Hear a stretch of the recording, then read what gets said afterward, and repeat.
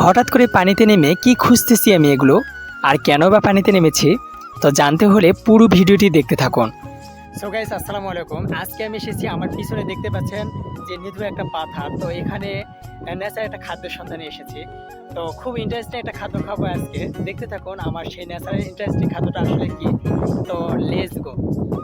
ঝিনুকের উপকারিতা আমরা কম বেশি অনেকেই জানি, যেটাকে আমরা আঞ্চলিক ভাষায় টাকা বলে থাকি। তো এই টাকাগুলোকে আজকে আমার হাঁসের বাচ্চাগুলোর জন্য স্পেশাল খাবারের তালিকায় রাখবো। ছোট্ট একটা ব্যাগ নিয়ে বেরিয়ে পড়লাম। দেখো বন্ধুরা, লজ্জাপতি পাতাগুলো বেশ চমৎকার, তাই না? আর আমার হাতে স্পর্শে তারা লজ্জা পেয়ে যাচ্ছে, কারণ তারা জেনে গেছে লজ্জা ইমানের অঙ্গ।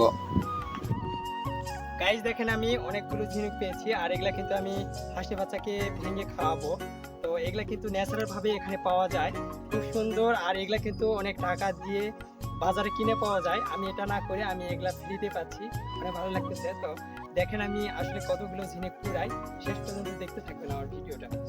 দেখেন গাইস, এই ঝিনুকটা কিন্তু বিশাল বড়, আর আমি এটা কিন্তু উঠিয়ে নিয়ে যাবো, হাঁসের বাচ্চাগুলোকে খাওয়াবো। আর এটা কিন্তু ন্যাচারাল খাদ্য হিসেবে খুবই উপকারী এবং খুবই মূল্যবান একটা জিনিস, যেটা আপনার বাজারে কিনতে গেলে অনেক টাকা গুনতে হবে।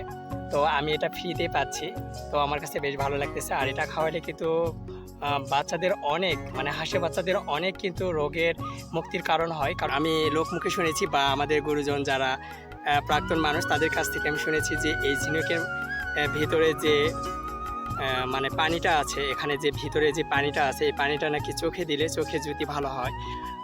আরেকটা চমৎকার বিষয় হচ্ছে, এই ঝিনুক দিয়ে কিন্তু আমরা প্রাকৃতিক চুন তৈরি করি, যেটা আমরা খাদ্য হিসেবে পানের সঙ্গে খাই।